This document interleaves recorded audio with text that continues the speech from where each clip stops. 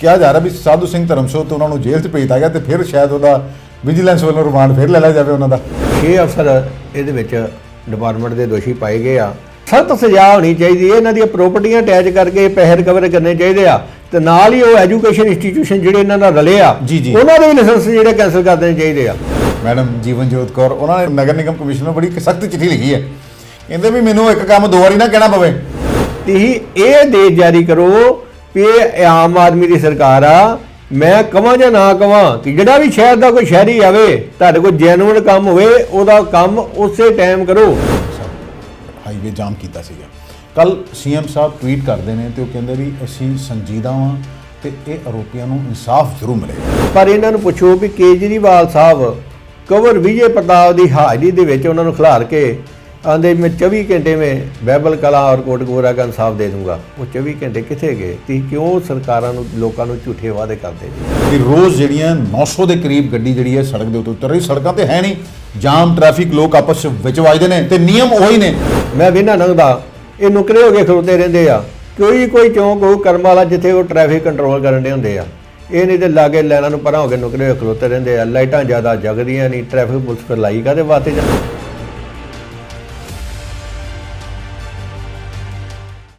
ਸਤਿ ਸ਼੍ਰੀ ਅਕਾਲ, ਨਮਸਕਾਰ। ਮੈਂ ਹਾਂ ਦੀਪਕ ਭੰਡਾਰੀ ਤੇ ਤੁਸੀਂ ਦੇਖ ਰਹੇ ਹੋ D4E ਨਿਊਜ਼। ਸਾਡੇ ਵਿਸ਼ੇਸ਼ ਪ੍ਰੋਗਰਾਮ ਖਰੀਆਂ 'ਚ ਤੁਹਾਡਾ ਸਵਾਗਤ ਹੈ।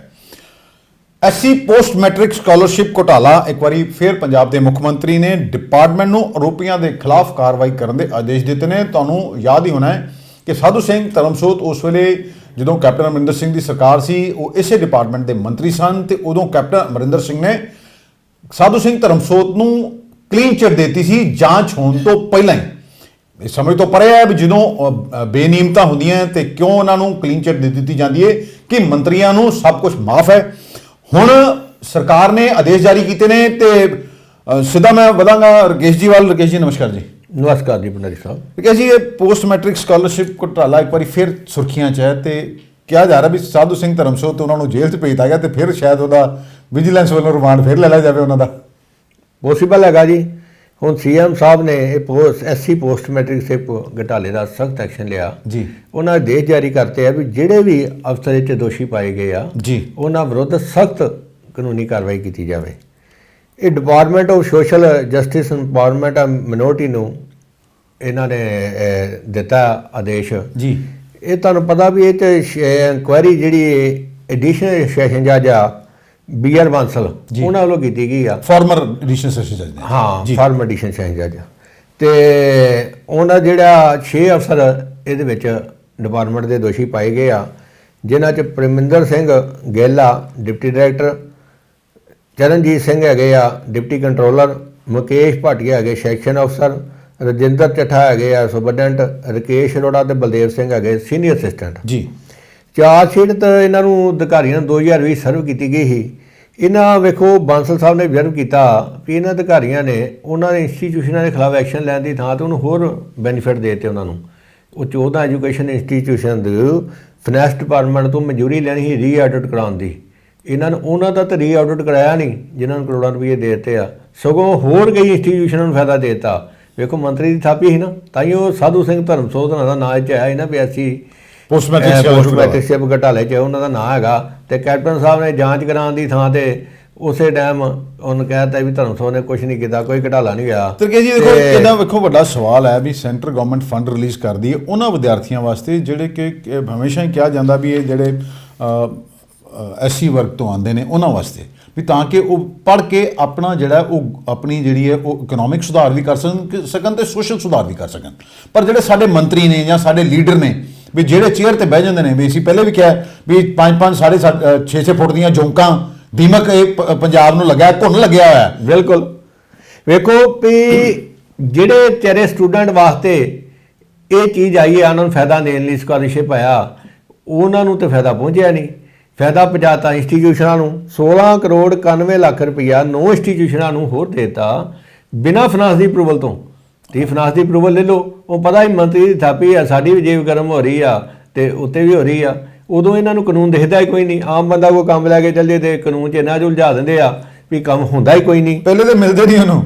ਇਹ ਵੇਖੋ ਜਿਹੜੇ ਫਾਰਮਰ ਐਡੀਸ਼ਨਲ ਚੀਫ ਸੈਕਟਰੀ ਸੀ ਇਸੇ ਡਿਪਾਰਟਮੈਂਟ ਦੇ ਜੀ ਕਿਰਪਾ ਸ਼ੰਕਰ ਸਰੋਜ ਜੀ, ਉਹਨਾਂ ਵੀ ਇਹ ਸਭ ਤੋਂ ਪਹਿਲਾਂ ਵੇਖਿਆ ਵੀ ਜਿਹੜੇ ਡਿਪਾਰਟਮੈਂਟ ਫੰਡ ਵੰਡਣ ਦੇ ਵਿੱਚ ਗੜਬੜੀ ਹੋਈ ਆ, ਉਹਨਾਂ ਵੀ ਜਿਹੜੀ ਆਪਣੀ ਰਿਪੋਰਟ ਉਹਨੇ ਵੇਖਿਆ ਵੀ ਕੁਝ ਰਿਕਾਰਡ ਦੇ ਵਿੱਚੋਂ ਵਰਕੇ ਵੀ ਪਾੜੇ ਗਏ ਆ। ਜੀ, ਉਹਨਾਂ ਜਿਹੜੀ ਆਪਣੀ ਰਿਪੋਰਟ ਆ ਨਵੰਬਰ 22 ਦੇ ਵਿੱਚ ਸਬਮਿਟ ਕਰਤੀ ਸੀ ਮੰਤਰੀ ਇਸੇ ਡਿਪਾਰਟਮੈਂਟ ਮੰਤਰੀ ਬਲਜੀਤ ਕੌਰ ਜੀ ਨੂੰ। ਜੀ ਜੀ। ਤੇ ਇਹ ਜਿਹੜੇ ਹੁਣ ਆਰੋਪੀ ਆ ਆਫੀਸਰ, ਇਹਨਾਂ ਨੇ under Punjab civil service rule punishment and appeal ਦੇ ਮੰਤਰੀ ਸਾਹਿਬ ਨੂੰ ਅਪੀਲ ਕੀਤੀ ਹੋਈ ਆ ਤੇ ਅਪੀਲ ਤੇ ਫੈਸਲਾ ਛੇਤੀ ਹੋ ਜਾਊਗਾ। ਹੁਣ ਜਦੋਂ ਸੀਐਮ ਸਾਹਿਬ ਨੇ ਕਹਿ ਦਿੱਤਾ 2 ਇਨਕੁਆਇਰੀ ਰਿਪੋਰਟਾਂ 'ਚ ਆਰੋਪੀ ਪਾਏ ਗਏ ਤੇ ਹੁਣ ਅਪੀਲ ਕਾਦੀ?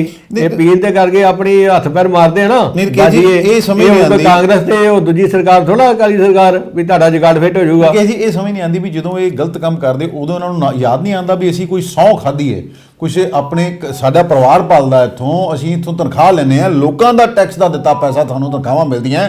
ਉਦੋਂ ਤੁਸੀਂ ਕਈ ਤਰ੍ਹਾਂ ਦੀਆਂ ਮਤਲਬ ਤੁਹਾਨੂੰ ਸਭ ਕੁਝ ਵੇਖਦਾ ਨਹੀਂ ਆ, ਸਿਰਫ ਇੱਕੋ ਚੀਜ਼ ਦਿਖਦੀ ਹੈ, ਟਾਰਗੇਟ ਇੱਕ ਹੁੰਦਾ ਵੀ ਸਾਨੂੰ ਪੈਸੇ ਕਿੰਨੇ ਆਉਣੇ, ਵੀ ਗ੍ਰਾਂਟ ਲਾਟ ਕਿੰਨੀ ਕਰਨੀ ਹੈ ਤੇ ਸਾਨੂੰ ਉਹਦੇ ਚੋਂ ਹਿੱਸਾ ਕਿੰਨਾ, ਪੱਤੀ ਕਿੰਨੀ ਮਿਲਣੀ ਹੈ। ਤੇ ਹੁਣ ਜਦੋਂ ਫਸ ਜਾਂਦੇ ਨੇ ਤੇ ਫਿਰ ਇਹਨਾਂ ਨੂੰ ਆਪਣੇ ਸਰਵਿਸ ਰੂਲ ਵੀ ਚੇਤੇ ਆ ਜਾਂਦੇ ਨੇ।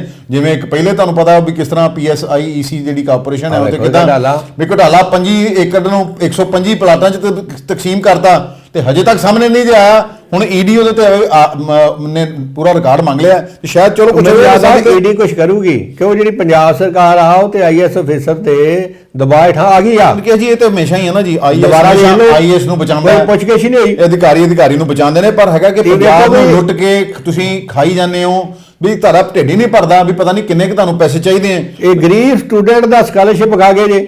ਹੁਣ ਜਿਹੜੀਆਂ ਐਜੂਕੇਸ਼ਨ ਇੰਸਟੀਟਿਊਸ਼ਨ ਚੁਣ ਕੇ ਉਹਨਾਂ ਨੂੰ ਪੈਸੇ ਦਿੱਤੇ ਗਏ ਆ, ਤੁਹਾਨੂੰ ਪਤਾ ਉਹਨਾਂ ਦਾ ਪ੍ਰਭਾਵ ਬੜਾ। ਅਭੀ ਫਿਰ ਉਹਨਾਂ ਕੋਲ ਤਰੀਕੇ ਬਣੇ ਨਾ ਜੀ, ਫਿਰ ਉਹ ਅਪੀਲ ਕਰ ਦਿੰਦੇ ਨੇ ਵੀ ਸਾਡੇ ਤੇ ਇਹ ਆ ਵੀ ਪਹਿਲੀ ਗੱਲ ਤੇ ਚੋਰੀ ਹੀ ਘਰੋਂ, ਪਹਿਲੇ ਤੁਸੀਂ ਆਪਣੇ ਘਰੋਂ ਚੋਰੀ ਕਰਾ ਦਿੰਦੇ ਹੋ ਆਪ ਹੀ, ਫਿਰ ਤੁਸੀਂ ਕਹਿੰਦੇ ਹੋ ਪੁਲਿਸ ਨੂੰ ਵੀ ਕੰਪਲੇਂਟ ਕਰੋ ਤੇ FIR ਦਰਜ ਕਰੋ। ਇਸ ਕਰਕੇ ਪੂਰਾ ਜਿਹੜਾ ਗੋਲਮਾਲ ਜਿਹੜਾ ਚੱਲ ਰਿਹਾ ਨਾ, ਇਹਨਾਂ ਬੰਦਿਆਂ ਨੂੰ ਸਖਤ ਸਜ਼ਾ ਹੋਣੀ ਚਾਹੀਦੀ ਹੈ। ਇਹਨਾਂ ਦੀਆਂ ਪ੍ਰਾਪਰਟੀਆਂ ਅਟੈਚ ਕਰਕੇ ਪੈਸੇ ਰਿਕਵਰ ਕਰਨੇ ਚਾਹੀਦੇ ਆ ਤੇ ਨਾਲ ਹੀ ਉਹ ਐਜੂਕੇਸ਼ਨ ਇੰਸਟੀਟਿਊਸ਼ਨ ਜਿਹੜੇ ਇਹਨਾਂ ਨਾਲ ਰਲੇ ਆ ਉਹਨਾਂ ਦੇ ਵੀ ਲਾਇਸੈਂਸ ਜਿਹੜੇ ਕੈਂਸਲ ਕਰ ਦੇਣੇ ਚਾਹੀਦੇ ਆ। ਬਿਲਕੁਲ ਕਿ ਜੀ ਜਿੰਨਾ ਚਿਰ ਐਗਜ਼ਾਮਪਲ ਸੈੱਟ ਨਹੀਂ ਹੋਏਗੀ, ਭਾਵੇਂ ਕਹਿੰਦੇ ਨਾ ਵੀ ਪੰਜਾਬੀ 'ਚ ਕਹਿੰਦੇ ਹੁੰਦੇ ਕਾਂ ਮਾਰ ਕੇ ਟੰਗ ਦਿਓ, ਇੱਕ ਕਾਂ ਮਾਰ ਕੇ ਟੰਗਣਾ ਚਾਹੀਦਾ। ਤੇ ਗਰੀਬ ਬੱਚਿਆਂ ਕੋਲੋਂ ਪੈਸੇ ਲੈਂਦੇ ਉਹਨੂੰ ਕਹਿੰਦੇ ਫੀਸਾਂ ਭਰੋ, ਜਦੋਂ ਤੁਹਾਡਾ ਸਕਾਲਰਸ਼ਿਪ ਬਹੁਤ ਤੁਹਾਨੂੰ ਵਾਪਸ ਕਰ ਦਿਆਂਗੇ। ਜੇ ਸਕਾਲਰਸ਼ਿਪ ਆ ਗਿਆ ਹੁੰਦਾ ਕਿ ਜੀ ਆਮ ਆਦਮੀ ਪਾਰਟੀ ਹੁਣ ਖਾਸ ਹੋ ਗਏ ਨੇ। ਅੰਮ੍ਰਿਤਸਰ ਪੂਰਬੀ ਤੋਂ ਵਿਧਾਇਕਾ ਨੇ ਮੈਡਮ ਜੀਵਨਜੋਤ ਕੌਰ, ਉਹਨਾਂ ਨੇ ਨਗਰ ਨਿਗਮ ਕਮਿਸ਼ਨਰ ਨੂੰ ਬੜੀ ਸਖਤ ਚਿੱਠੀ ਲਿਖੀ ਹੈ। ਕਹਿੰਦੇ ਵੀ ਮੈਨੂੰ ਇੱਕ ਕੰਮ 2 ਵਾਰੀ ਨਾ ਕਹਿਣਾ ਪਵੇ, ਪਹਿਲੀ ਵਾਰ ਤੇ ਮੇਰੇ ਕੰਮ ਤੇ ਐਕਸ਼ਨ ਹੋਵੇ। ਤੇ ਨਾ ਮੈਂ MLA ਸਾਹਿਬ ਨੂੰ ਇਹ ਪੁੱਛਣਾ ਚਾਹੁੰਦਾ ਵੀ ਤੁਹਾਡੇ ਕਹਿਣ ਤੇ ਕੰਮ ਕਿਉਂ ਹੋਏ? ਇਹ ਲੀਡਰ ਤਨਖਾਹ ਤੁਹਾਡੇ ਕੋਲ ਲੈਂਦੇ ਨੇ, ਤਨਖਾਹ ਤੇ ਲੈਂਦੇ, ਜਨਤਾ ਦੇ ਪੈਸੇ ਟੈਕਸ ਦੇ ਦਿੱਤੇ ਪੈਸੇ ਦੀ ਤਨਖਾਹ, ਤੇ ਇਹ ਜਨਤਾ ਦੇ ਕਹਿਣ ਤੇ ਕੰਮ ਨਾ ਕਿਉਂ ਨਾ ਕਰਨ? ਐਡੀਆਂ ਵੱਡੀਆਂ ਬਿਲਡਿੰਗਾਂ ਬਣਾ ਲਏ। ਮੈਂ ਕੱਲ ਦੇਖ ਰਿਹਾ ਕੁਝ ਕਾਂਗਰਸੀ ਵੀ ਗਏ ਨੇ ਕਮਿਸ਼ਨਰ ਸਾਹਿਬ ਨੂੰ ਦੇਣ ਵੀ ਇਲੀਗਲ ਨਿਰਮਾਣ ਹੋਣੇ ਆ ਜੀ। ਹਾਂ, ਉਹ ਵੀ ਸਿਵਲ ਲਾਈਨ ਏਰੀਆ ਦੇ ਵਿੱਚ। ਅਸੀਂ ਅੱਗੇ ਵੀ ਗੱਲ ਕੀਤੀ ਨਾ, ਸਾਰੀਆਂ ਫੁੱਟਪਾਥ ਮੱਲੀਆਂ ਜੀ 500 ਤੋਂ ਲੈ ਕੇ ਪਿੱਛੇ ਸ਼ੁਰੂ ਹੋ ਜਾਓ, ਸਾਰੇ ਫੁੱਟਪਾਥ ਇਹਨਾਂ ਦੇ ਕਬਜ਼ਾ ਹੈਗਾ ਜੇ। ਇਹ MLA ਸਾਹਿਬਾਂ ਨੂੰ ਕਿਉਂ ਨਹੀਂ ਦੱਸਿਆ? ਹੁਣ MLA ਸਾਹਿਬਾਂ ਨੇ ਕਿਹਾ ਵੀ ਮੈਂ ਜਦੋਂ ਪਿਆਰ ਨਾਲ ਕੰਮ ਕਹਿੰਦੀ ਮੇਰਾ ਕੰਮ ਨਹੀਂ ਹੁੰਦਾ, ਦੂਜੀ ਦੇ ਜਦੋਂ ਮੈਂ ਡਾਂਟਦੀ ਤੇ ਮੇਰਾ ਕੰਮ ਮਿੰਟ 'ਚ ਹੋ ਜਾਂਦਾ। ਤੁਸੀਂ ਇਹ ਦੇਸ਼ ਜਾਰੀ ਕਰੋ ਵੀ ਇਹ ਆਮ ਆਦਮੀ ਦੀ ਸਰਕਾਰ ਆ। ਮੈਂ ਕਵਾਂ ਜਾਂ ਨਾ ਕਵਾਂ ਕਿ ਜਿਹੜਾ ਵੀ ਸ਼ਹਿਰ ਦਾ ਕੋਈ ਸ਼ਹਿਰੀ ਆਵੇ, ਤੁਹਾਡੇ ਕੋਲ ਜੈਨੂਅਨ ਕੰਮ ਹੋਵੇ, ਉਹਦਾ ਕੰਮ ਉਸੇ ਟਾਈਮ ਕਰੋ। ਆਦੇਸ਼ ਤੇ ਹੋਣੇ ਚਾਹੀਦੇ, ਜਾਰੀ ਹੋਣੇ ਚਾਹੀਦੇ ਸੀ। ਦੇਸ਼ ਇਹ ਨਹੀਂ ਵੀ ਮੈਂ ਇੱਕ ਵਾਰੀ ਕੰਮ ਕਵਾਂ ਤੇ ਕਰਨੇ ਆ। ਤੇ ਇਹਨਾਂ ਨੂੰ ਇਹ ਵੀ ਪੁੱਛੋ ਨਾ ਵੀ ਤੁਸੀਂ ਫੋਨ ਕਿਦੋਂ ਚੁੱਕਣਾ ਜੇ। ਨਹੀਂ ਤੇ ਕੇ ਜੀ ਇਹ ਵੀ ਨਹੀਂ ਸਮਝ ਆਉਂਦੀ ਵੀ ਤੁਸੀਂ ਵੀ ਤੇ ਆਮ ਆਦਮੀ ਪਾਰਟੀ ਤੋਂ ਹੀ ਹੁਣ ਖਾਸ ਹੋ ਗਏ, ਚਲੋ ਸਾਰੇ ਹੀ ਹੋ ਗਏ। ਵੇਖੋ ਨਾਲ ਦੀਆਂ ਕਲੋਨੀਆਂ ਫੋਕਲ ਪੁਆਇੰਟ ਵਾਲੇ ਡਿੱਕਣ ਡੇ ਆ, ਸਾਡਾ ਵੀ ਹਲਕਾ ਈਸਟ 'ਚ ਪੈਂਦਾ, ਅਸੀਂ ਵੀ ਡਿੱਕਣ ਡੇ ਆ। ਸਾਰੀਆਂ ਸੜਕਾਂ ਵੀ ਬਣਵਾ ਦਿਓ। ਕਦੋਂ MLA ਸਾਹਿਬ ਆਣਗੇ? ਹਾਂ, ਅੱਜ ਆਪਣੇ MLA ਸਾਹਿਬਾਂ ਦੇ ਦਰਸ਼ਨ ਨੂੰ ਤਰਸ ਗਏ ਆ ਜੀ। ਕੇ ਜੀ ਤੁਸੀਂ ਵੇਖੋ ਅੱਜ ਹੀ ਮੈਨੂੰ ਨਾ ਇੱਕ ਇੰਪਰੂਵਮੈਂਟ ਟਰਸਟ ਦੇ ਸਾਬਕਾ ਚੇਅਰਮੈਨ ਮਿਲੇ ਨੇ, ਉਹ ਕਹਿੰਦੇ ਯਾਰ ਬੜਾ ਬੁਰਾ ਹਾਲ ਹੈ, ਸਾਡੀ ਸਿਫਾਰਿਸ਼ ਕਰਕੇ ਸੜਕਾਂ ਹੀ ਬਣਾ ਦਿਓ। ਮੈਂ ਕਿਹਾ ਵੀ ਇੱਕ ਸਾਬਕਾ ਟਰਸਟ ਦਾ ਚੇਅਰਮੈਨ ਉਹਦਾ ਹਾਲ ਆ ਤੇ ਲੋਕਾਂ ਦੀ ਤਾਂ ਗੱਲ ਹੀ ਛੱਡ ਦਿਓ। ਆਹੋ, ਉਹ ਭਲਾ ਮਾਨਸ ਸੀ ਨਾ। ਇੱਥੇ ਤੇ ਦੂਜੇ ਚੇਅਰਮੈਨਾਂ ਨੇ ਆਪਣੇ ਰਿਸ਼ਤੇਦਾਰ ਜਿਹੜੇ ਦੂਜੇ ਸ਼ਹਿਰਾਂ ਨੇ ਉਹਨਾਂ ਦੀਆਂ ਸੜਕਾਂ ਬਣਾਤੀਆਂ, ਉਹ ਤੋਂ ਪੈਸਾ ਟਰਾਹੀ। ਕੱਲ ਵੇਖੋ ਢਾਈ ਸਾਹਿਬ ਟ੍ਰੈਫਿਕ ਦਾ ਤੇ ਸੜਕਾਂ ਦਾ ਮਾੜਾ ਹਾਲ ਆ। ਸੜਕਾਂ ਥਾਂ ਟੁੱਟੀਆਂ, ਬਾਈਪਾਸ ਬਣਨ ਡਿਆ ਬਟਾਲਾ ਰੋਡ ਤੋਂ ਲੈ ਕੇ ਜਦੋਂ ਆਪਾਂ ਜਾਂਦੇ ਆ 에ਅਰਪੋਰਟ ਨੂੰ। ਜੀ ਮੈਨੂੰ ਕੱਲ ਬਟਾਲਾ ਰੋਡ ਤੋਂ 에ਅਰਪੋਰਟ LD ਗਾਰਡਨ ਤੱਕ ਜਾਂਦੇ ਆ 1 ਘੰਟਾ ਲੱਗ ਗਿਆ। ਸੜਕ ਦਿਨ ਦਿਹਾੜੇ ਬਣਨ ਦੀ, ਇੱਕ ਰਾਹ ਬੰਦ ਕੀਤਾ। G20 ਸਮੇਟ ਵਾਸਤੇ ਸੜਕਾਂ ਤੇ ਬਣਾ ਰਹੇ, ਇਹ ਸੜਕ ਕੀ ਚੱਲੂਗੀ? ਜਦੋਂ ਖੋਲਦੀ ਤੇ ਗੱਡੀ ਚੱਲੀ ਸੜਕ ਤੇ ਟੁੱਟ ਜਾਣੀ ਹੈ। ਕਿ ਜੀ ਇੱਕ ਹੋਰ ਨਾ ਅੱਜ ਹੀ ਫੋਨ ਆਇਆ ਸੀ ਸਾਨੂੰ ਕਿਸੇ ਦਰਸ਼ਕ ਦਾ, ਉਹ ਕਹਿ ਰਹੇ ਆ ਦੇਖੋ ਵੀ ਲੋਕਾਂ ਨੇ 에ਅਰਪੋਰਟ ਜਾਣਾ ਹੈ, ਫਲਾਈਟਾਂ ਮਿਸ ਹੋ ਰਹੀਆਂ ਕਿਉਂਕਿ ਘੰਟੋਂ ਜਾਮ ਲੱਗਾ ਰਹਿੰਦਾ ਵੀ ਪਤਾ ਨਹੀਂ ਕੀ ਹੈ। ਵੀ ਇਹਨਾਂ ਨੂੰ ਆਪਣੀ ਖਾਸ ਗੱਲ ਫਿਰ ਅਸੀਂ ਉਹੀ ਆ ਜਾਂਦੀ ਹੈ ਵੀ ਇਹ ਆਮ ਨਹੀਂ, ਹੁਣ ਖਾਸ ਹੋ ਗਏ ਨੇ। ਲੋਕਾਂ ਦੀਆਂ ਮੁਸ਼ਕਲਾਂ ਦੇਖੋ ਵੀ ਲੋਕ ਕਿਹੜੀਆਂ ਪਰੇਸ਼ਾਨੀਆਂ ਤੋਂ ਗੁਜ਼ਰ ਰਹੇ ਨੇ। ਨਹੀਂ ਤੇ ਕੋਈ ਗੱਲ ਨਹੀਂ, 2027 ਦੂਰ ਨਹੀਂ ਤੇ ਪਹਿਲੇ 24 ਦੂਰ ਨਹੀਂ, ਤੁਸੀਂ ਜਿੰਨੀਆਂ ਮਰਜ਼ੀ ਗਰੰਟੀਆਂ ਦੇਈ ਜਾਓ। ਹੁਣ ਅਸੀਂ ਤੇ ਐਮਐਲਏ ਸਾਹਿਬ ਨੂੰ ਇੱਕ ਅਪੀਲ ਕੀਤੀ ਸੀ ਵੀ ਜਿੱਥੇ ਤੁਸੀਂ ਰਿਹਾਇਸ਼ 'ਚ ਉਹ ਸੜਕਾਂ ਬਣਾ ਲਈਆਂ ਤੇ ਆਪਣੀ ਨਾਲ ਦੀ ਕਲੋਨੀ ਪ੍ਰੀਤਮ ਕਲੇਵ ਦੀ ਸੜਕ ਬਣਾ ਦਿਓ। ਸਾਫ਼ ਸਫਾਈ ਹੋ ਗਈ ਉਦੋਂ, ਉਹ ਸੜਕ ਦੀ ਲੋਕਾਂ ਨੂੰ ਆਸ ਵੱਜ ਗਈ ਵੀ ਉੱਥੇ ਵੀ ਸੜਕ ਬਣ ਜੂ, ਪਰ ਬਣੀ ਨਹੀਂ।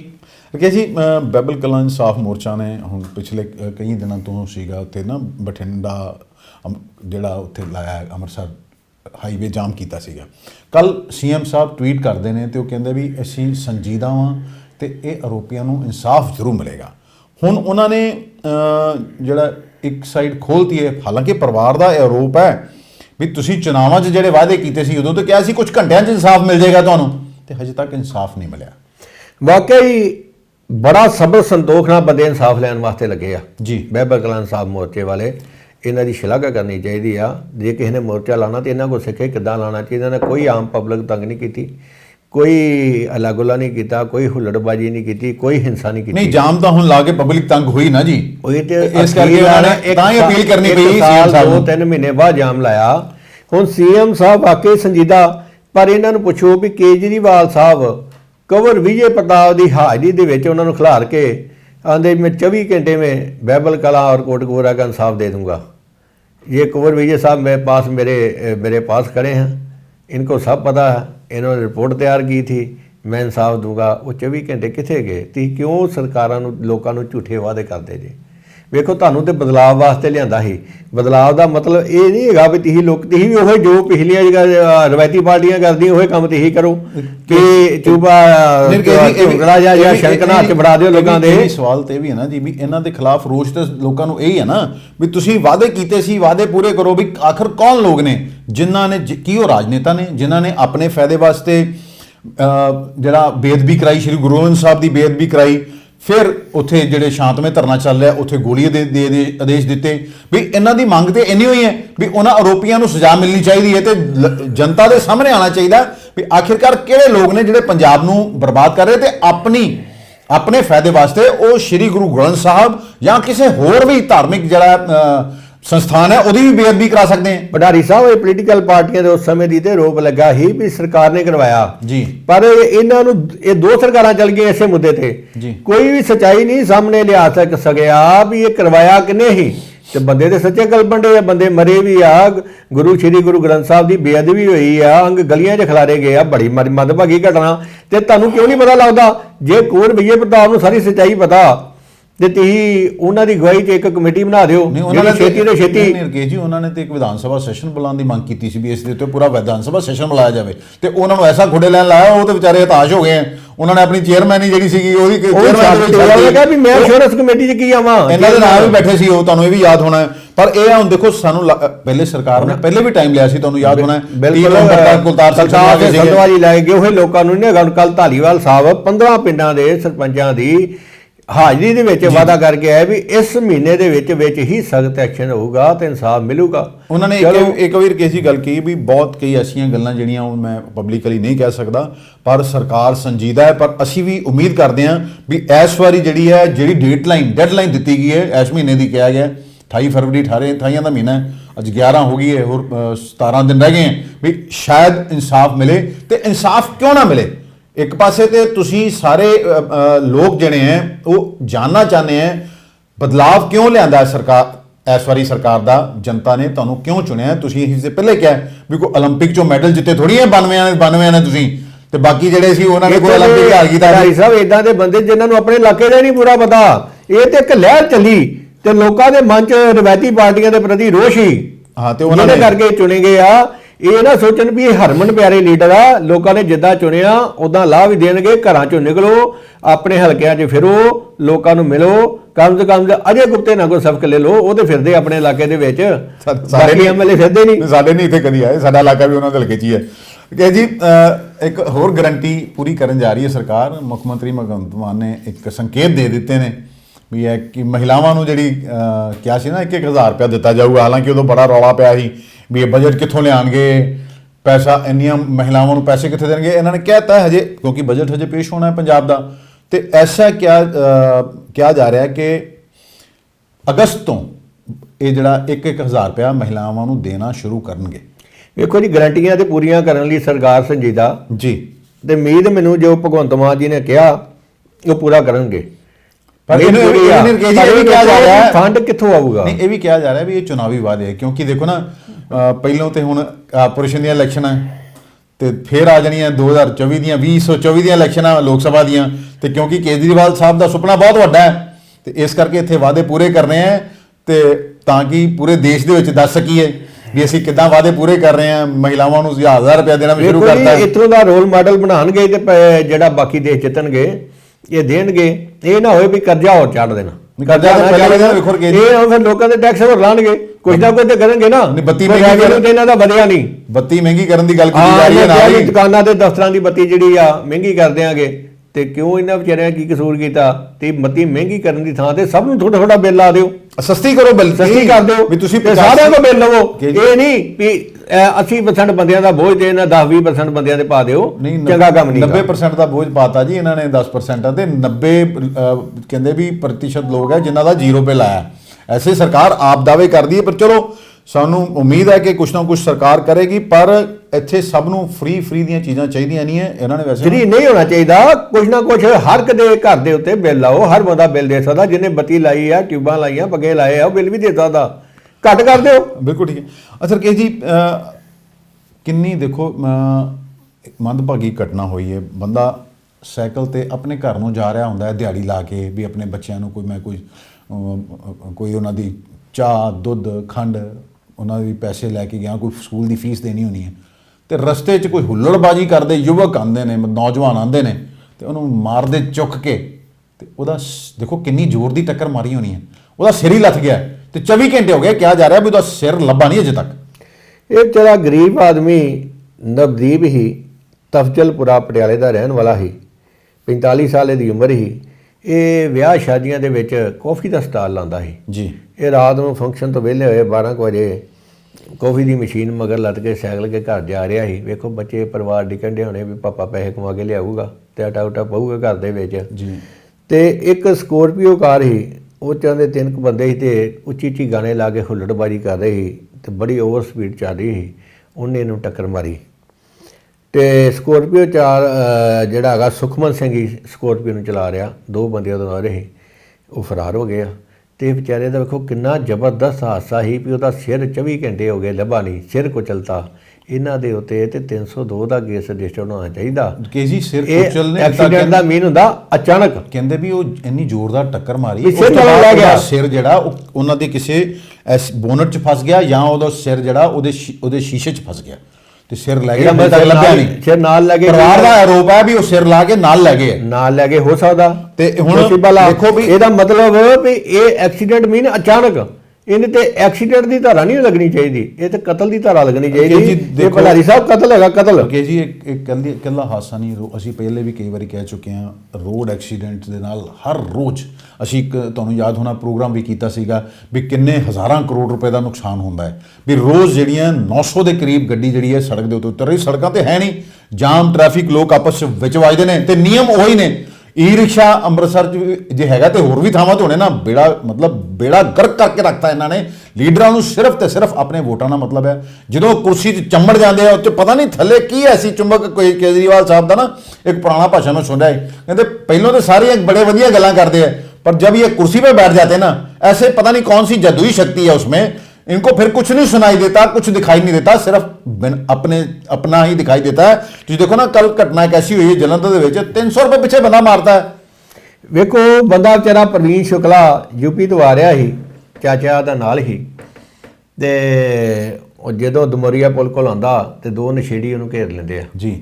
ਉਹਦੇ ਕੋਲ 300 ਰੁਪਏ ਪਹਿਲਾਂ ਨਸ਼ੇ ਵਾਸਤੇ ਪੈਸੇ ਮੰਗਦੇ ਆ ਤੇ 300 ਰੁਪਈਆ ਹੀ ਉਹਦੇ ਕੋਲ, ਉਹ ਖੋਹ ਲੈਂਦੇ ਆ ਤੇ ਨਾਲ ਉਹਨੂੰ ਚਾਕੂ ਮਾਰਦੇ, ਜੋ ਵਿਰੋਧ ਕਰਦਾ ਚਾਕੂ ਮਾਰ ਦਿੰਦੇ ਆ ਤੇ ਉਹ ਵਿਚਾਰਾ ਮਰ ਜਾਂਦਾ। ਕਿੰਨੀ ਮਾੜੀ ਘਟਨਾ ਹੁਣ ਦੱਸੋ ਕਿ ਜਿੱਥੇ ਰੋਜ਼ ਖੂਹਾਂ ਹੋਣਗੀਆਂ, ਜਿੱਥੇ ਰੋਜ਼ ਇੱਦਾਂ 300 ਰੁਪਏ ਪਿੱਛੇ ਬੰਦੇ ਮਿਲਣਗੇ, ਕੀ ਉਸ ਪ੍ਰਦੇਸ਼ ਦੇ ਵਿੱਚ, ਸੂਬੇ ਦੇ ਵਿੱਚ ਬਿਜ਼ਨਸ ਆਊਗਾ? ਵਪਾਰੀ ਬਾਹਰ ਨੂੰ ਭੱਜੂਗਾ, ਲੋਕ ਆਪਣੇ ਬੱਚਿਆਂ ਨੂੰ ਵਿਦੇਸ਼ਾਂ 'ਚ ਭੇਜਣਗੇ ਪੜ੍ਹਨ ਵਾਸਤੇ। ਇਸੇ ਕਰਕੇ ਭੇਜਣ ਡਿਆ ਨਾ, ਚੰਗਾ ਮਾਹੌਲ ਹੀ ਨਹੀਂ ਹੈਗਾ। ਹੁਣ ਤੁਸੀਂ ਇੱਦਾਂ ਦੀ ਇੱਕ ਘਟਨਾ ਬਟਾਲਾ ਰੋਡ 'ਤੇ ਹੋ ਗਈ ਅੰਮ੍ਰਿਤਸਰ ਦੀ ਦਿਨ ਦਿਹਾੜੇ, ਦਿਨ ਦਿਹਾੜੇ ਘਟਨਾ ਹੋਈ ਆ। ਉਹ ਵਿਚਾਰਾ ਬੰਦਾ ਹੀ ਇੱਕ 7 ਫਰਵਰੀ ਨੂੰ ਫਰੀਦਾਬਾਦ ਤੋਂ ਆਇਆ ਇੱਥੇ ਜੀ, ਤੇ ਇੱਥੇ ਉਹਨੇ ਇੱਥੋਂ ਦਾ ਰਹਿਣ ਵਾਲਾ ਸੀ। ਸ਼ਾਦੀ ਦੇ ਵਿੱਚ ਉਹਨੇ ਹਿੱਸਾ ਲੈਣਾ ਸੀ। ਟ੍ਰੇਨ ਉਹਦੀ ਆ 1:30 ਵਜੇ ਆਉਂਦੀ ਉਤਰਦੀ ਆ। ਇਹ ਉੱਥੋਂ ਪੈਦਲ ਅੰਮ੍ਰਿਤਸਰ ਪਹੁੰਚਦੀ ਸਟੇਸ਼ਨ ਤੇ। ਇਹ ਪੈਦਲ ਤੁਰਨ ਲੱਗ ਪੈਂਦੇ ਆ। ਸੁਖਮਨ ਸਿੰਘ ਜੀ ਇੱਥੇ ਆਪਣੇ ਵੀ ਘਰ ਨੂੰ ਆ ਜਾਏ, ਇੱਥੇ ਜਾਣਾ ਵਿਆਹ ਵਾਲੇ ਬੰਨੇ। ਬਟਾਲਾ ਰੋਡ ਤੇ ਦਿਨ ਦਿਹਾੜੇ 2 ਬੰਦੇ ਆਉਂਦੇ, ਕਿਰਚ ਵਿਖਾਉਂਦੇ ਉਹਨੂੰ ਤੇ ਉਹਦੇ ਕੋਲ ਪੈਸੇ ਖੋਹ ਲੈਂਦੇ 20,000 ਰੁਪਇਆ ਨਗਦ, ਨਾਲੇ ਮੋਬਾਈਲ ਨਾਲੇ ਪਰਸ। ਉਹਨਾਂ ਕਿਹਾ ਵੀ ਮੇਰਾ ਪਰਸ ਵਾਪਸ ਕਰ ਦੇ, ਡਾਕੂਮੈਂਟ ਹੈਗੇ ਆ। 2 ਕਿਰਚਾਂ ਉਹਨਾਂ ਨੂੰ ਮਾਰ ਦਿੰਦੇ ਢਿੱਡ 'ਚ, ਹੱਥ ਦੇ ਵਿੱਚ। ਉਹ ਵੀ ਗੰਭੀਰ ਜ਼ਖਮੀ। ਥਾਣਾ ਏ ਡਿਵੀਜ਼ਨ ਦੇ ਵਿੱਚ ਕੇਸ ਰਜਿਸਟਰਡ ਹੋ ਗਿਆ। ਹੁਣ ਤੁਸੀਂ ਬੰਨੋ ਵੇਖੋ ਵੀ ਕਿਸੇ ਬੰਨੇ ਐਕਸੀਡੈਂਟ, ਕਿਸੇ ਬੰਨੇ ਰੁਪਈਏ ਲੁੱਟਾਂ ਖੋਹਾਂ। ਹੁਣ ਇੱਕ ਹਫ਼ਤੇ ਦੇ ਵਿੱਚ ਲੁੱਟਾਂ ਖੋਹਾਂ ਦੀ ਤੀਜੀ ਵਾਰਦਾਤ ਆ ਅੰਮ੍ਰਿਤਸਰ ਦੇ ਵਿੱਚ। ਇਹ ਤੇ ਉਹ ਆ ਨਾ ਰਕੇਸ਼ ਜੀ ਜਿਹੜੀ ਸਾਹਮਣੇ ਆਈ। ਹਾਂ, ਤੇ ਜਿਹੜੀ ਸਾਹਮਣੇ ਵੀ ਆਈ ਲੋਕ ਦੱਸਦੇ ਨੇ ਉਹ ਸਿੱਕਮ ਦੀ ਸੈਲਾਨੀ ਆਈ ਸੀ, ਰੀਟਰੀਟ ਸੈਰੇਮਨੀ ਵੇਖ ਕੇ ਆਈ ਸੀ। 3 ਫਰਵਰੀ ਦੀ ਘਟਨਾ ਹੈਗੀ ਆ। ਗੰਗਾ ਮਾਇਆ ਉਹਦੇ ਕੋਲ ਖੋ ਜਿਹੜਾ ਪਰਸ ਖੋ ਕੇ ਲੈ ਗਏ ਤੇ ਉਹ ਵਿਚਾਰੀ ਡਿੱਗ ਵੀ ਸੜਕ ਤੇ, ਹੈਡ ਇੰਜਰੀ, ਹੁਣ ਡੈਥ ਹੋ ਗਈ। ਉਹ ਅਜੇ ਤੱਕ ਨਹੀਂ ਫੜੇ ਗਏ ਬੰਦੇ। 9 ਫਰਵਰੀ ਨੂੰ ਇੱਕ ਸਵੇਰੇ 5 ਵਜੇ ਅਖਬਾਰ ਵੰਡਣਾ ਬਟਾਲਾ ਰੋਡ ਦਾ ਹੀ ਵਿਜੇ ਕੁਮਾਰ ਸੁੰਦਰ ਨਗਰ ਲੈਣਾ ਦੇ ਕੋਲ 2 ਬੰਦਿਆਂ ਨੂੰ ਘੇਰ ਲਿਆ। ਘੇਰ ਕੇ ਕੁੱਟਮਾਰ ਕੀਤੀ ਤੇ 6,000 ਰੁਪਇਆ ਖੋ ਕੇ ਲੈ ਗਏ। ਹੁਣ ਵੇਖੋ ਦਿਨ ਦਿਹਾੜੇ ਜਿਹਨੂੰ ਖੋਹ ਹੋਣ ਲੱਗ ਪਈਆਂ ਬਟਾਲਾ ਰੋਡ ਵਰਗੇ ਰਸ਼ੀ ਏਰੀਆ ਦੇ ਵਿੱਚ ਜਿੱਥੇ ਰਸ਼ ਪੂਰਾ ਰਹਿੰਦਾ, ਤੇ ਜਿਹੜਾ ਆਮ ਜਿਹੜਾ ਲੋਹਾਰਕਾ ਰੋਡ ਆ ਜਾਂ ਉਹ ਆ, ਇੱਧਰ ਕੀ ਹਾਲ ਹੋਊਗਾ? ਜਿਹੜੇ ਏਰੀਆ ਨੇ ਆਊਟਰ ਏਰੀਆ 'ਚ ਕੀ ਹਾਲ ਹੋਊਗਾ? ਮਤਲਬ ਜਿਹੜਾ ਹੁਣ ਸ਼ਹਿਰ ਆ ਸਾਡਾ ਸੂਬਾ ਵਾ ਰਹਿਣ ਦੇ ਯੋਗ ਨਹੀਂ ਰਹਿ ਗਿਆ। ਇੱਕ ਬੰਨੇ ਤੇ ਭਗਵੰਤ ਟ੍ਰੈਫਿਕ ਵਾਲੇ ਮੈਂ ਵੇਖਣਾ ਲੰਘਦਾ, ਇਹ ਨੁਕਰੇ ਹੋ ਕੇ ਖਲੋਤੇ ਰਹਿੰਦੇ ਆ। ਕੋਈ ਚੌਂਕ ਉਹ ਕਰਮ ਵਾਲਾ ਜਿੱਥੇ ਉਹ ਟ੍ਰੈਫਿਕ ਕੰਟਰੋਲ ਕਰਨ ਦੇ ਹੁੰਦੇ ਆ। ਇਹ ਨਹੀਂ ਤੇ ਲਾਗੇ ਲੈਣਾ ਨੂੰ ਪਰਾਂ ਹੋ ਕੇ ਨੁਕਰੇ ਹੋਏ ਖਲੋਤੇ ਰਹਿੰਦੇ ਆ। ਲਾਈਟਾਂ ਜ਼ਿਆਦਾ ਜਗਦੀਆਂ ਨਹੀਂ। ਟ੍ਰੈਫਿਕ ਪੁਲਿਸ ਫਿਰ ਲਾਈ ਕਾਹਦੇ ਵਾਸਤੇ ਜਾਂ ਟ੍ਰੈਫਿਕ ਕੰਟਰੋਲ ਨਹੀਂ ਕਰਦੀ? ਜਦੋਂ ਲੋਕੀ ਇੱਕ ਦੂਜੇ 'ਚ ਵੱਜਣਗੇ ਨਾ ਤੇ ਆਪਸ 'ਚ ਲੜਨਗੇ ਫਿਰ ਪੁਲਿਸ ਕੋ ਜਾਣਗੇ ਤੇ ਫਿਰ ਕਿੱਦਾਂ ਉਹ ਖੱਜਲ ਖਰਾਬ ਹੋਣਗੇ ਕਿਹਨੂੰ ਨਹੀਂ ਪਤਾ। ਮਤਲਬ ਇਹ ਉਹਨਾਂ ਦਾ ਮਾਹੌਲ ਕ੍ਰੀਏਟ ਕਰਦਾ। ਪੁਲਿਸ ਵਾਲਿਆਂ ਦੀ ਅੱਖ ਸ਼ਿਕਾਰ ਦੀ ਹੁੰਦੀ ਆ। ਸ਼ਿਕਾਰ ਕਿਹੜਾ ਘੇਰਨਾ ਵੀ ਚਲੋ ਕੁਛ ਉਹਨਾਂ ਨੂੰ ਕੋਟਾ ਦੇਤਾ ਚਲਾਉਣ ਦਾ, ਉਹ ਕਰਦੇ ਆ। ਉਹ ਘੱਟਾ ਮਿੱਟੀ ਕਿੱਥੋਂ ਵੀ ਪਵਾਉਣ ਵਿਚਾਰੇ ਸਿਰਾਂ ਦੇ ਉੱਤੇ। ਉਹ ਨਹੀਂ ਦੇਖੋ ਉਹਨਾਂ ਦੀ ਮੁਸ਼ਕਲਾਂ ਵੀ ਵੇਖੋ ਨਾ ਰਕੇਸ਼ ਜੀ। ਚੌਂਕ ਦੇ ਵਿੱਚ ਨਾ ਤੇ ਉੱਤੇ ਕਿਤੇ ਉਹਨਾਂ ਦੇ ਸਿਰ ਤੇ ਛੱਤ ਆ। ਫਿਰ ਦੇਖੋ ਨਾ ਨੇਚਰ ਕਾਲ, ਕੋਈ ਯੂਰਨ ਪਾਸ ਕਰਨ ਜਾਣਾ ਹੈ ਕਿਤੇ ਬੰਦੇ ਨੇ, ਉਹ ਕਿੱਥੇ ਜਾਵੇ? ਉਹ ਵਿਚਾਰੇ ਕੰਧ ਲੱਗੇ ਕਰਨ ਕੀ? ਮਤਲਬ ਕੁਛ ਉਹਨਾਂ ਨੂੰ ਮਾਹੌਲ ਨਹੀਂ ਦਿੱਤਾ ਜਾ ਰਿਹਾ। ਮਾਹੌਲ ਕੋਈ ਨਹੀਂ ਉਹਨਾਂ ਨੂੰ। ਹੁਣ ਲੀਡਰਾਂ ਦੀਆਂ ਆਪਣੀਆਂ ਤੇ ਸੁਰੱਖਿਆਵਾਂ ਵੱਧ ਗਈਆਂ। ਕੱਲ ਸੀਐਮ ਸਾਹਿਬ ਦੀ ਜਿਹੜੀ ਪਤਨੀ ਡਾਕਟਰ ਉਹਨਾਂ ਦੀ ਕਹਿੰਦੇ ਵੀ 15 ਤੋਂ ਵਧਾ ਕੇ ਗਨਮੈਨ 40 ਕਰਦੇ ਵੀ ਲੋਕ ਕਿੱਥੇ ਜਾਣ? ਵੀ 3 ਕਰੋੜ ਦੀ ਜਨਤਾ ਹੈ, ਉਹ ਕਿੱਥੇ ਜਾਣ? ਵੀ ਤੁਸੀਂ ਤਾਂ ਗਨਮੈਨ ਵੀ ਲੈ ਲਏ, ਸਾਰੀਆਂ ਸੁਵਿਧਾਵਾਂ ਵੀ ਲੈ ਲਈਆਂ, ਤੁਹਾਨੂੰ ਸਾਰੀ ਪਰ ਉਦੋਂ ਤੇ ਪੈਨਸ਼ਨ ਮਿਲੀ ਹੈ। ਮਖੌਲ ਕਰਦੇ ਦੇਸ਼ ਕੋਟੀ ਲੈਣ ਵਾਲਿਆਂ ਤੇ ਆਂਦੇ ਮੁਰਗੀ ਖਾਨੇ ਖੋਲ ਲੈਣ। ਨਹੀਂ ਚਲੋ ਉਹ ਤੇ ਇਹਨਾਂ ਦਾ ਅਧਿਕਾਰ ਆ। ਜਦੋਂ ਉਹ ਫਿਰ ਗੱਲ ਹੋਈ ਹੈ ਨਾ, ਜਦੋਂ ਕੁਰਸੀ ਤੇ ਬੰਦਾ ਆ ਜਾਂਦਾ ਨਾ, ਫਿਰ ਆ ਕੇ ਪਤਾ ਲੱਗਦਾ ਵੀ ਖਤਰਾ ਹੈਗਾ। ਵੀ ਸੀਐਮ ਸਾਹਿਬ ਦੀ ਫੀਲਿੰਗ ਵੀ ਤੇ ਆਉਣੀ ਚਾਹੀਦੀ ਹੈ ਨਾ। ਪਰ ਚਲੋ ਪ੍ਰਕੇਸ਼ ਜੀ ਗੱਲ ਹੈ ਕਿ ਕੁੱਲ ਮਿਲਾ ਕੇ ਅਸੀਂ ਤੇ ਫਿਰ ਗੱਲ ਹਮੇਸ਼ਾ ਹੀ ਕਰਦੇ ਹਾਂ ਵੀ ਲੋਕਾਂ ਨੂੰ ਕੀ ਮਿਲਿਆ। ਕੋਈ ਐਮਐਲਏ ਬਣ ਗਿਆ, ਕੋਈ ਮੋਬਾਈਲ ਰਿਪੇਅਰ ਕਰਦਾ ਬਣ ਗਿਆ, ਕੋਈ ਗਰੀਬ ਘਰ ਦਾ ਬਣ ਗਿਆ। ਲੋਕਾਂ ਨੇ ਸਿਰਫ ਇਹ ਕਰਕੇ ਜਿਤਾਤਾ, ਲੋਕਾਂ ਨੇ ਤੁਹਾਡੇ ਤੇ ਵਿਸ਼ਵਾਸ ਕੀਤਾ। ਹੁਣ ਪੁਰਾਣੇ ਜਿਹੜੇ ਕਾਨੂੰਨ ਬਣੇ ਆ ਉਹਨਾਂ 'ਚ ਬਦਲਾਵ ਕਿੰਨੇ ਕਰਨਾ? ਤੁਸੀਂ ਕਰਨਾ ਹੈ। 1800 ਮਤਲਬ 1900 ਦੇਸ਼ ਆਜ਼ਾਦ ਤੋਂ ਹੋਣ ਤੋਂ ਪਹਿਲਾਂ ਦੇ ਕਾਨੂੰਨ ਬਣੇ ਆ, ਉਹੀ ਚੱਲੀ ਜਾਂਦੇ। ਇਹਨਾਂ ਨੂੰ ਸੂਟ ਕਰਦੇ ਆ ਵੀ ਇੰਨੀਆਂ ਘਟਨਾਵਾਂ 'ਚ ਲੋਕ ਮਰਦੇ ਆ ਵੀ ਤੁਸੀਂ ਅਮੈਂਡਮੈਂਟ ਹੀ ਕਰ ਦਿਓ। ਕੌਣ ਨਹੀਂ ਜਾਂਦਾ, ਤੁਸੀਂ ਮੇਰੇ ਨਾਲ ਚਲੋ। ਰੌਂਗ ਸਾਈਡ ਤੋਂ ਹਮੇਸ਼ਾ ਲੋਕ ਆਉਂਦੇ ਆ ਤੇ ਕਿਸੇ ਨੂੰ ਕਹਿ ਦਿਓ ਨਾ ਤੇ ਅੱਗੋਂ ਲੜਨ ਨੂੰ ਪੈਂਦਾ ਗੱਲ ਨੂੰ ਵੀ ਤੂੰ ਕੌਣ ਹੋਣਾ ਮੈਨੂੰ ਕਹਿਣ ਵਾਲਾ। ਵੀ ਇਸ ਕਰਕੇ ਲੋਕਾਂ ਨੂੰ ਸਮਝਣਾ ਪਏਗਾ। ਪਰ ਸਾਡੀ ਸਮੱਸਿਆ ਇਹ ਹੈ ਵੀ ਮੈਨੂੰ ਕਹਿਣਾ ਪੈ ਰਿਹਾ ਸਖਤ ਲਫ਼ਜ਼ਾਂ ਦੇ ਵਿੱਚ ਵੀ ਕੁਝ ਲੋਕ ਐਡੇ ਢੀਠ ਹੈ, ਉਹਨਾਂ ਨੂੰ ਸਿਰਫ ਭਾਸ਼ਾ ਹੀ ਜਿਹੜੀ ਨਾ ਉਹ ਡੰਡੇ ਦੀ ਸਮਝ ਆਉਂਦੀ ਹੈ। ਬਿਲਕੁਲ ਤੁਹਾਡੀ ਠੀਕ ਗੱਲ ਆ। ਇੱਕ ਧਾਰੀਵਾਲ ਸਾਹਿਬ ਵਾਂਗੂ ਸਾਰੇ ਮੰਤਰੀ ਇੱਕ ਕੰਮ ਕਰਨਾ। ਧਾਰੀਵਾਲ ਸਾਹਿਬ ਨੇ ਦਫ਼ਤਰਾਂ 'ਚ ਜਾ ਵੇਖਿਆ, ਉਹਨਾਂ ਨੂੰ ਆਪਣੇ ਮੁਲਾਜ਼ਮ ਨਹੀਂ ਲੱਭਦੇ, ਅਫਸਰ ਨਹੀਂ ਲੱਭਦੇ। ਉਹਨਾਂ ਬਾਇਓਮੈਟ੍ਰਿਕ ਹਾਜ਼ਰੀ ਜ਼ਰੂਰੀ ਕਰਤੀ ਆ। ਇਸੇ ਤਰ੍ਹਾਂ ਹੀ ਮੁੱਖ ਮੰਤਰੀ ਨੂੰ ਚਾਹੀਦਾ ਸਾਰੇ ਡਿਪਾਰਟਮੈਂਟ ਦੇ ਵਿੱਚ ਕਲਾਸ 4 ਤੋਂ ਲੈ ਕੇ ਜਿਹੜਾ ਉੱਥੇ ਉਸ ਦਫ਼ਤਰ ਦਾ ਮੁਖੀ ਆ ਉਹਦੀ ਵੀ ਹਾਜ਼ਰੀ ਬਾਇਓਮੈਟ੍ਰਿਕ ਲੱਗੇ, ਤਾਂ ਕਿ ਪਤਾ ਲੱਗੇ ਟਾਈਮ ਤੇ ਲੱਗਦੀ ਹੈ। ਜਿਹੜਾ ਮੈਡੀਕਲ ਕਾਲਜ ਅੰਮ੍ਰਿਤਸਰ ਲੱਗ ਰਹੀ ਆ, ਜਾਣ ਲੱਗਿਆ ਵੀ, ਆਉਣ ਲੱਗਿਆ ਵੀ ਤੇ ਜਾਣ ਲੱਗਿਆ ਵੀ ਇਹ ਲੱਗੇ, ਤਾਂ ਕਿ ਅਫਸਰ ਦਫ਼ਤਰਾਂ 'ਚ ਬਹਿਣ। ਅਫਸਰ ਸਹੀ ਅਸਲੀਅਤ ਸਰਕਾਰ ਕੋਲ ਪਹੁੰਚਦੀ ਨਹੀਂ। ਅਫਸਰ ਦਫ਼ਤਰਾਂ 'ਚ ਲੱਭਦੇ ਹੀ ਨਹੀਂ ਆਮ ਜਨਤਾ ਨੂੰ।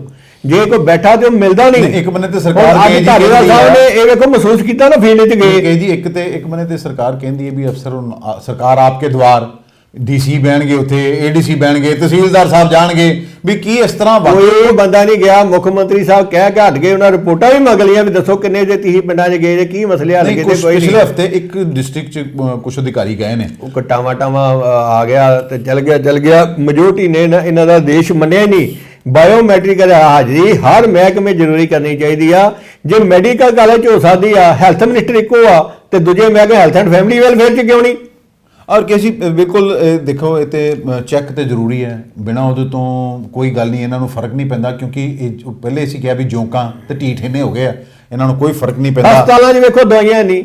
ਅੱਜ ਇਸ ਹਸਪੀਟਲ ਦੀ ਮੈਂ ਖਬਰ ਪੜ੍ਹਦਾ ਬੜੀ ਵੱਡੀ, ਜਿੱਥੇ ਹਰ ਵੇਲੇ ਦਵਾਈਆਂ ਹੁੰਦੀਆਂ, ਮਜ਼ਦੂਰ ਜਾਂਦੇ ਆ, ਲੇਬਰ ਤਬਕਾ ਸਾਰਾ ਉੱਥੇ ਜਾਂਦਾ, ਕੋਈ ਦਵਾਈ ਨਹੀਂ ਹੈਗੀ ਉੱਥੇ। ਗੁਰੂ ਨਾਨਕ ਹਸਪਤਾਲ ਦੀ ਖਬਰ ਪੜ੍ਹਨ ਆ, ਉਹ ਗਾਇਨੀ ਦੇ ਵਿੱਚ ਉਹ ਆਂਦੇ ਵੀ ਬੈੱਡ ਤੋਂ ਇਲਾਵਾ ਤੇ ਡਾਕਟਰੀ ਫੀਸ ਨਹੀਂ ਲੱਗਦੀ, ਬਾਕੀ ਸਭ ਕੁਝ ਲੱਗਦਾ। ਆ ਤੇ ਫਿਰ ਦਵਾਈਆਂ ਸਾਰੀਆਂ ਬਾਹਰੋਂ ਲੈ ਆਮ ਆਦਮੀ ਕਲੀਨਿਕ ਖੋਲੇ ਜਾਂਦੇ ਮੈਡੀਕਲ ਜਿਹੜੇ ਚੱਲ ਰਹੇ ਆ ਤੇ ਉਹਨਾਂ ਨੂੰ ਬੰਦ ਕਰ ਦਿਓ। ਆਹੋ ਮੈਂ ਚੱਲਿਆ ਨੂੰ ਤੇ ਉਹਨਾਂ ਦੇ ਲਾ ਕੇ ਤੇ ਹੋਰ ਸਿਆਪਾ ਪਾਤਾ, ਉਹਨਾਂ ਦੀ ਡਾਟਾ ਐਂਟਰੀ ਆਪਰੇਟਰ ਦਿੱਤੇ ਨਹੀਂ। ਅਬ ਚਲੋ ਉੱਥੇ ਆਮ ਆਦਮੀ ਕਲੀਨਿਕ ਦੇ ਵਿੱਚ ਡਾਟਾ ਐਂਟਰੀ ਆਪਰੇਟਰ ਡਾਕਟਰ ਵਿਚਾਰਾ ਸਭ ਕੁਝ ਕਰ ਰਿਹਾ, ਡਾਕਟਰੀ ਕਲਾਸ 4 ਡਾਕਟਰੀ ਕਲਾਸ 1। ਅਸੀਂ ਤਾਂ ਕੇ ਜੀ ਹਮੇਸ਼ਾ ਲੋਕਾਂ ਨੂੰ ਅਪੀਲ ਕਰਦੇ ਹਾਂ ਵੀ ਲੋਕ ਆਪਣੇ ਅਧਿਕਾਰਾਂ ਦੇ ਪ੍ਰਤੀ ਜਾਗਰੂਕ ਹੋਣ। ਤੁਸੀਂ ਕੱਲ ਦੇਖ ਹੀ ਲਿਆ, ਇੱਕ ਰਾਜਸਥਾਨ ਦੇ ਮੁੱਖ ਮੰਤਰੀ ਅਸ਼ੋਕ ਗਹਿਲੋਤ ਬਜਟ ਜਿਹੜਾ ਕਿ ਬਜਟ ਬਣਨਾ ਹੁੰਦਾ ਹੈ, ਪੁਰਾਣਾ ਬਜਟ ਪੜ੍ਹਤਾ ਉਹਨਾਂ ਨੇ ਵੀ ਇਹਨਾਂ ਨੇ ਕੁਛ ਲੈਣਾ ਦੇਣਾ ਨਹੀਂ ਤੁਹਾਡੀਆਂ ਮੁਸ਼ਕਲਾਂ ਤੋਂ, ਇਹ ਸਿਰਫ ਆਪਣੀ ਕੁਰਸੀ ਨਾਲ ਇਹਨਾਂ ਨੂੰ ਪਿਆਰ ਹੈ। ਐਸੀਆਂ ਘੋਸ਼ਣਾਵਾਂ ਕਰ ਦੇਣਗੇ, ਐਸੇ ਬਜਟ ਬਣਾ ਦੇਣਗੇ ਤੇ ਕਹਿਣਗੇ ਬੱਲੇ ਬੱਲੇ ਬੱਲੇ ਬੱਲੇ, ਤੁਹਾਡੇ ਤੋਂ ਜੋ ਬਜਟ ਐਕਾ ਪੇਸ਼ ਹੋਇਆ ਨਾ ਤੇ ਉਹ ਤੇ ਕਦੀ ਪੇਸ਼ ਹੋਇਆ ਹੀ ਨਹੀਂ। ਪਿਛਲੇ 75 ਸਾਲਾਂ ਤੋਂ ਯਾਰ ਬਜਟ ਪੇਸ਼ ਹੋ ਰਿਹਾ। ਲੋਕ ਅੱਜ ਵੀ ਜਿਹੜੇ ਆ, ਤੁਸੀਂ ਦੇਖੋ ਜਿਹੜਾ ਸਬਜ਼ੀ ਵੇਚਣ ਵਾਲਾ ਵਿਚਾਰਾ ਸਬਜ਼ੀ ਵੇਚਣ ਡਿਆ, ਜਿਹੜਾ ਟੈਂਪੂ ਚਲਾਉਣ ਵਾਲਾ ਟੈਂਪੂ ਚਲਾਉਣ ਡਿਆ, ਜੇ ਕੋਈ ਮੋਚੀ ਹੈ ਤੇ ਮੋਚੀ ਦਾ ਹੀ ਕੰਮ ਕਰੀ ਜਾਂਦਾ ਹੈ। ਤੇ ਤੁਸੀਂ ਕਿੱਥੇ ਕਿੱਥੇ ਪਹੁੰਚ ਗਏ, ਇਹ ਮੇਰੇ ਕਹਿਣ ਦੀ ਲੋੜ ਨਹੀਂ ਹੈ। ਲੋਕਾਂ ਨੂੰ ਹਮੇਸ਼ਾ ਅਸੀਂ ਕਹਿੰਦੇ ਵੀ ਜਾਗਰੂਕ ਹੋਵੋ, ਇਹਨਾਂ ਦੇ ਮਗਰ ਲਾਰੇ ਲਾਣੇ ਬੰਦ ਕਰੋ, ਕਿਉਂਕਿ ਤੁਸੀਂ ਹਰ ਬੰਦੇ ਨੂੰ ਕੋਈ ਦੁਕਾਨਦਾਰ ਹੈ, ਵਿਹਲੜ ਤੇ ਕੋਈ ਹੈ ਨਹੀਂ। ਜਾਂ ਤੁਸੀਂ ਦਰਅਸਤੇ ਦਾ ਕਾਰੋਬਾਰ ਕਰਦੇ ਹੋ ਵੀ ਜਿਹੜੇ ਇਹਨਾਂ ਦੇ ਨਾਲ ਜਾਓਗੇ ਵੀ ਤੁਸੀਂ ਗਲਤ ਕੰਮ ਕਰੋਗੇ ਵੀ ਤੁਹਾਨੂੰ ਇਹ ਬਚਾਉਣਗੇ। ਇਸ ਕਰਕੇ ਸਾਡੀ ਹਮੇਸ਼ਾ ਇਹ ਬੇਨਤੀ ਰਹਿੰਦੀ ਹੈ ਕਿ ਕਿਉਂਕਿ ਸੰਵਿਧਾਨ ਰਚਤਾ ਡਾਕਟਰ ਭੀਮ ਰਾਓ ਅੰਬੇਦਕਰ, ਬਾਬਾ ਸਾਹਿਬ ਅੰਬੇਦਕਰ, ਉਹਨਾਂ ਨੇ ਲੋਕਾਂ ਨੂੰ ਇੱਕੋ ਜਿਹੇ ਅਧਿਕਾਰ ਦਿੱਤੇ ਆ। ਆਪਣੇ ਅਧਿਕਾਰਾਂ ਨੂੰ ਪਛਾਣੋ, ਇਹਨਾਂ ਨੂੰ ਪੁੱਛੋ ਤੁਸੀਂ ਕੀਤਾ ਕੀ। 3 ਲੱਖ ਕਰੋੜ ਰੁਪਏ ਦਾ ਪੰਜਾਬ ਤੇ ਕਰਜ਼ਾ ਹੋ ਗਿਆ, ਉਹ ਨਾ ਸ਼ਰਮਾ ਜੀ ਤੁਸੀਂ ਚੜਾਇਆ ਨਾ ਮੈਂ ਚੜਾਇਆ, ਵੀ ਉਹ ਇਹਨਾਂ ਨੇ ਚੜਾਇਆ ਵੀ ਜਿਨ੍ਹਾਂ ਨੇ ਗਲਤ ਫੈਸਲੇ ਲਏ, ਅਧਿਕਾਰੀ ਇਹਨਾਂ ਦੇ ਨਾਲ ਸ਼ਾਮਲ ਹੋਏ, ਰੀਜ਼ਨ ਜੋ ਵੀ ਰਿਹਾ ਹੋਵੇ, ਸਰਕਾਰ ਜਿਹੜੀ ਵੀ ਰਹੀ ਹੋਵੇ, ਅਸੀਂ ਉਹਦੇ ਤੇ ਨਹੀਂ ਜਾਂਦੇ।